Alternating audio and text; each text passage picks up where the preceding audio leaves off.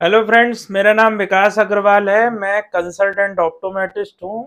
आज ये वीडियो बनाने का मेन उद्देश्य ये रहा कि अक्सर पेशेंट्स हमारे पास आते हैं और कहते हैं कि सर सर्जरी 1 साल पहले 6 महीने पहले कराई थी और अब कुछ धुंधलापन आ गया और ज़रा सर देख लीजिए क्या हो गया, क्या परेशानी आ गई। पहले चश्मा बनवाया था आप ही की आँख से, लेकिन सर अब चश्मे से भी ऐसा लगता है कि क्लियर नहीं है, विज़न धुंधलापन रहता है। ऐसे-ऐसे करते हैं लेकिन वो साफ होता ही नहीं है, धुंधलापन लगता है। तो जब चेक किया जाता है तो अक्सर लोगों के पीसीओ, पोस्टीरियर कैप्सुलर ओपेसिटी या पीछे लेंस जिस झिल्ली के ऊपर इम्प्लांट किया जाता है, उस झिल्ली जो पीछे झिल्ली होती है उसमें जाला आ जाता है। जब जाला आ जाता है तो पर्सन को उससे धुंधलापन दिखाई देने लगता है। तो जो रेज़ हैं अंदर वो पर्दे तक क्लियर फ़ोकस ही नहीं हो पाती हैं। तो आज उस मटेरियल की चर्चा करने जा रहा हूँ कि आपकी आँख में जो लेंस डाला जाता है, वो मटेरियल अगर आपने उस क्वालिटी का या उस पदार्थ का बना हुआ डाला, तो बहुत हद तक ये रहता है कि पीसीओ आने के बहुत कम चांसेस रहते हैं, पोस्टीरियर कैप्सुलर ओपेसिटी आने के बहुत कम चांसेस होते हैं। तो उस लेंस की चर्चा आज करेंगे।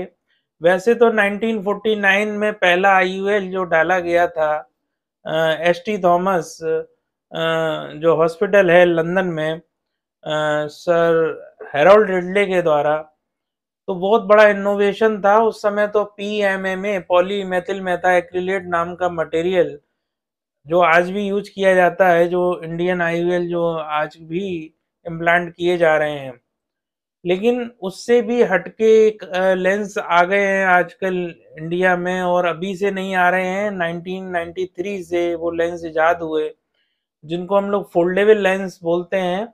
और वो लेंस ऐसे मटेरियल के बने होते हैं कि जिससे कि लेंस के पीछे जो झिल्ली होती है उसमें जाला आने की संभावना बहुत कम होती है। मैं बात कर रहा हूँ hydrophobic acrylic with A spheric और स्क्वायर इड्स डिजाइन की बात कर रहा हूँ। तो इस जो मटेरियल है इसके बारे में आज पूरी चर्चा करेंगे इस वीडियो में। तो इससे जाला क्यों नहीं आता है जल्दी या कम आता है बहुत हद तक, या किसी को कई सालों तक जाली की समस्या नहीं होती है। इसका जो मटेरियल है वो हाइड्रोफोबिक और हाइड्रोफिलिक दो तरह का मटेरियल अभी लेंस बनाने में यूज किया जाता है। हाइड्रोफिलिक एक्रिलिक और हाइड्रोफोबिक एक्रिलिक। हाइड्रोफोबिक एक्रिलिक में जो फोबिक है उसमें क्या है, वाटर फियरिंग, मतलब पानी में घुलनशील नहीं है, पानी उसमें अंदर इंटर नहीं कर पाता उस लेंस में, उसमें जाला आने की संभावना कम रहती है। और जो हाइड्रोफिलिक वो मटेरियल होता है जो वाटर लविंग है, मतलब उसमें जब लेंस इम्प्लांट किया गया तो वाटर उसमें इंजेक्ट हो जाता है, कुछ एब्जॉर्बेशन हो जाता है। और हाइड्रोफोबिक में ऐसा है कि वाटर उससे दूर रहता है, मतलब जो मटेरियल डाला गया है उसमें वाटर इंजेक्ट नहीं कर पाता, जैसा लेंस है वैसा पड़ा रहा।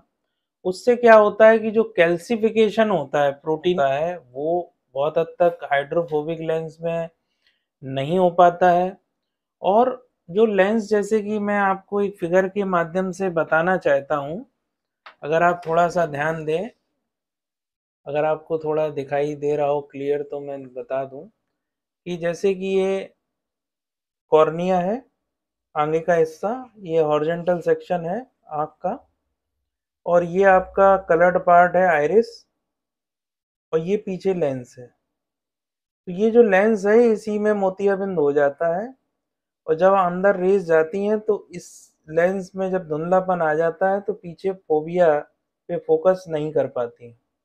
ठीक है। तो इसमें क्या है, मोतियाबिंद का जब ऑपरेशन किया जाता है तो ये जो एंटीरियर कैप्सूल है जो लेंस का आगे का हिस्सा है, इसका कुछ पार्ट हटा दिया जाता है कैप्सुलर हेक्सिस के द्वारा।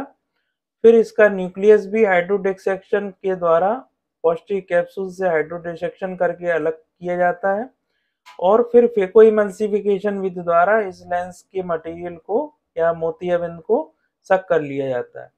तो आजकल जो ECCE या एक्स्ट्रा कैप्सुलर कैटरेक्ट एक्सट्रैक्शन जो विधि यूज की जाती है आज के टाइम में, उसमें पीछे का कैप्सूल छोड़ दिया जाता है लेंस रखने के लिए।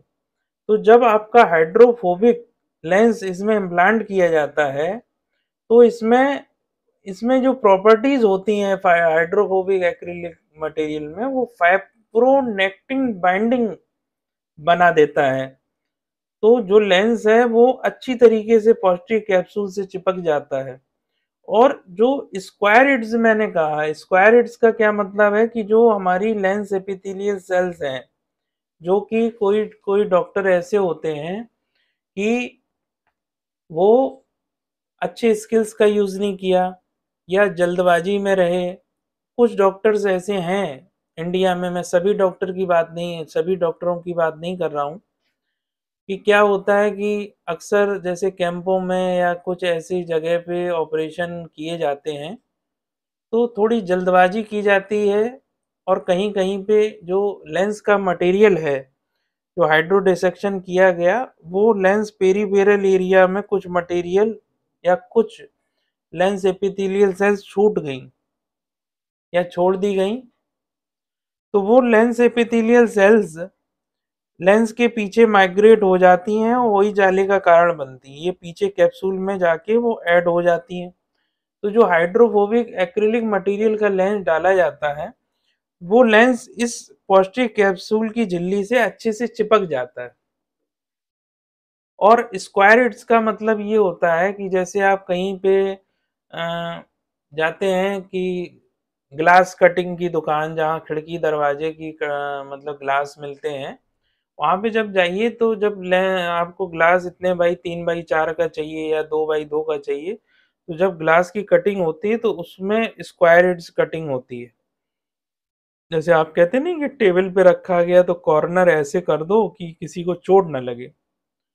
तो पहले तो वो स्क्वायरिड्स हैं, तो वही स्क्वायरिड्स कटिंग जो है वो इस लेंस की किनारों पे यूज की जाती है। जो ऑप्टिक है उसकी लेंस की, उसमें यूज की जाती है। उससे क्या होता है कि जो लेंस है वो अच्छे से पॉजिटिव कैप्सूल से चिपक जाता है, और जो लेंस एपिथेलियल सेल्स रह गई हैं वो माइग्रेट होके, जो एक टेंडेंसी होती है लेंस एपिथेलियल सेल्स की माइग्रेशन की, तो वो पीछे के कैप्सूल पे ऐड नहीं हो पाती हैं या पीछे के कैप्सूल में घुस नहीं पाती हैं उस लेंस की कैप्सूल से लेंस की बाइंडिंग के कारण। तो उसमें जाला लंबे समय तक नहीं आता है, किसी किसी को बहुत सालों में आता है, किसी को नहीं भी आता है। तो कोशिश करें कि हाइड्रोफोबिक लेंस का यूज करें और एक्रिलिक मटेरियल का, जिसको कि फेकोइमल्सिफिकेशन के द्वारा आजकल यूज किया जाता है, जिसमें कि 2 से 2.2 mm का इंसिजन दिया जाता है। और जो इंसिजन दिया जाता है उसके बाद सेल्फ सीलिंग होती है। आजकल तो टॉपिकल एनेस्थीसिया, इंजेक्शन का भी यूज नहीं किया जाता। तो इंजेक्शन का यूज नहीं करने से ये है कि टॉपिकल दवा डाली गई, छोटा सा चीरा जो मैंने साइज बताया वो लगा दिया गया, और उसके बाद जब पूरा ऑपरेशन हो गया तो सेल्फ सीलिंग कर दी गई चीरे में, मतलब जो चीरा लगा उसमें टाँके की भी जरूरत नहीं पड़ती। तो वीडियो का बनाने का पर्पज ये था कि एक संदेश भी है उन आई सर्जन्स के लिए, या जो मेरा वीडियो कभी देखेंगे भविष्य में, कि सर मेरा आप लोगों से ये अपील रहती है हमेशा कि अपना फुल स्किल्स का यूज करिए। भले 2-3 मिनट, आप 4 मिनट ज़्यादा ले लीजिए ऑपरेशन में। आप कैम में कर रहे हो, प्राइवेट कर रहे हो, जो भी चैम्बर है पीछे का उसको नीट एंड क्लीन करिए और फिर लेंस इम्प्लांट करिए। हम कह रहे किसी भी मटेरियल का आप लेंस डलवाएं, डॉक्टर की स्किल्स अगर बहुत साफ सफाई से ऑपरेशन किया जा रहा है तो बहुत हद तक जाला आने की संभावना कम रहती है। लेकिन कुछ मटेरियल अगर ऐसे भी हैं मार्केट में, अगर आप डॉक्टर से बात करें और इनको डलवाने की कोशिश करें तो बहुत हद तक जाले की संभावना को कम किया जा सकता है। अब डॉक्टरों के पास एक हथियार तो है कि भाई एनडी याग लेजर होता है, कोई चीरा टाका नहीं लगता, मशीन में बिठाला, लेजर के शॉट दिए और वो पौष्टिक कैप्सूल की झिल्ली को काट दिया गया या उसमें छेद कर दिया गया। तो कई कुछ समय बाद उसमें दवाई दे दी गई और कुछ टाइम तक लोगों को फ्लोटर्स, जो आपकी झिल्ली तोड़ी गई है उसमें जो कैप्सूल में जो ओपेसिटी माइग्रेटेड सेल्स की थी, वो फ्लोटर्स के रूप में किसी किसी को तैरता हुआ दिखाई दिया। तो क्या ज़रूरत है, अगर भविष्य में अगर आप जो डॉक्टर्स हैं वो अगर अच्छा नीट एंड क्लीन ऑपरेशन करें, लेंस की क्वालिटी जो मानक हैं, अमेरिकन एकेडमी ऑफ ऑप्थेल्मोलॉजी भी कहता है कि अगर हाइड्रोफोबिक एक्रिलिक मटेरियल का आप लेंस यूज करते हैं तो बहुत हद तक जाला आने की संभावना कम है। तो क्यों लेजर की आवश्यकता? पर्सन ने अभी 10-15 हज़ार 20 हज़ार रुपये खर्च किए और आप फिर उसको कह रहे हैं कि जाइए 2 हज़ार 2,500 रुपये लगेंगे, जाला साफ करा लीजिए। तो पहले ही से आप hydrophobic acrylic square edged aspheric lens use करिए। और आप हाइड्रोफिलिक जो माइक्रो इंसिजन कैटरेक्ट सर्जरी होती है, बहुत स्मॉल इंसिजन करके जो लेंस इम्प्लांट कर दिए जाते हैं, उसमें ज़्यादातर डॉक्टर हाइड्रोफिलिक मटेरियल का यूज कर देते हैं।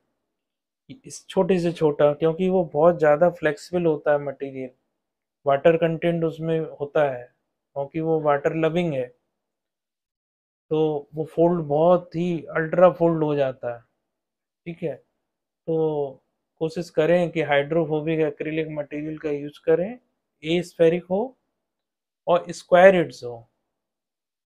इसमें राउंड इड्स भी आता है, जैसे कि आपने मैंने बताया कि ग्लास कटिंग कराने गए तो आप बाद में जब टेबल पे वो मिरर शीशा रखते हैं या कहीं पे ऐसी डेकोरेटिव जगह रखते हैं या डाइनिंग टेबल पे शीशा रखते हैं, तो उसको कहते हैं शीशे वाले इसको गोल कर दो, बफिंग कर दो, जिससे किसी को चोट ना लगे। तो वो लेंस की इड्स आपको नहीं, मतलब गोल नहीं, गोल वाला लेंस नहीं लगवाना है। करिए स्क्वायर इड्स, डॉक्टर से कहिए कि सर मुझे स्क्वायर इड्स वाला लेंस, जिससे कि वो जो लेंस आपके पौष्टिक कैप्सूल पे रखा जा रहा है वो अच्छे से चिपक जाए, बाइंडिंग उसकी अच्छे से होगी। तो साइड से जो माइग्रेट होके लेंस एपिथेलियल सेल्स पीछे आपके कैप्सूल और लेंस के बीच में आ जाती हैं, वही जाली का कारण बनती हैं, तो वो ना आए। और आज के टाइम में कुछ कंपनियां ऐसी हैं, जो 4 कंपनियां इंडियन कंपनियां लेके आया हूँ, जिनका क्या खर्च है वो भी बता दूं, और जो इम्पोर्टेड लेंस आते हैं उनके बारे में भी बता दूं, क्या खर्च आता है वो भी बताना चाहूँगा इस वीडियो के माध्यम से। तो सबसे पहले जो इंडिया की या भारत की जो पहली मतलब ट्रस्टेड कंपनी है, उसका नाम है अप्पा स्वामी। दूसरा है एरोलैब। तीसरी कंपनी है आपकी बायोटेक। चौथी कंपनी है केयर ग्रुप। ये 4 कंपनियां जो हैं भारतीय कंपनियां हैं और अच्छा hydrophobic acrylic material, aspheric square edge material use कर मतलब सर्जनों को प्रोवाइड करा रही हैं, जिसके अच्छे रिजल्ट्स हैं। और इनका जो खर्च है वो 15 से 25 हज़ार के बीच में आता है। ये जो भारत की कंपनियां हैं, अब अलग अलग शहर की अलग अलग खर्च, अलग अलग कॉरपोरेट हॉस्पिटल के अलग खर्च हैं, एक इंडिविजुअल सर्जन के अलग खर्च हैं। तो ये फाइनल तो रेट नहीं बता रहा हूँ, लगभग ऐसा खर्च आता है कि 15 से 25 हज़ार के रूप में भारतीय lens foldable hydrophobic acrylic material के आपको मिल सकते हैं। दूसरा है जो इम्पोर्टेड मटेरियल विदेशी कंपनियां हैं, उसमें पहला नंबर जो बहुत पुरानी कंपनी है उसका नाम है एल्कॉन लेबोरेटरीज। दूसरा है जॉनसन एंड जॉनसन। तीसरी कंपनी है होया। और चौथा है बोश एंड लॉम। ये 4 कंपनियों के लेंस भी इंडिया में काफ़ी हद तक यूज किए जाते हैं। और क्रीसॉफ्ट आईक्यू जो मोनोफोकल लेंस, ये सब जो लेंस मैंने बताए हैं सब मोनोफोकल लेंस के प्राइस बताए हैं। और जो इम्पोर्टेड लेंस है इनकी रेंज स्टार्ट होती है 25 से 35 हज़ार के बीच में। तो किसी का थोड़ा बजट हाई है तो वो विदेशी लेंस डलवा सकते हैं, और थोड़ा लो बजट है तो भारतीय लेंस आप यूज कर सकते हैं। देखिए, सबसे बड़ी चीज़ ये है कि डॉक्टर जो आपका चैम्बर जो मोतियाबिंद हटाने का एक प्रोसेस है, उसको अगर पूरा फॉलो करता है, जो भी उसके नियम कायदे हैं, और फिर नीट एंड क्लीन करके चैम्बर को फिर लेंस इम्प्लांट करता है और फिक्सेशन अच्छी तरह करता है लेंस की, कैप्सूल की झिल्ली से लेंस अटैच अच्छी तरह हो जाता है, तो बहुत हद तक ये रहता है कि जाला आने की संभावना कम रहती है।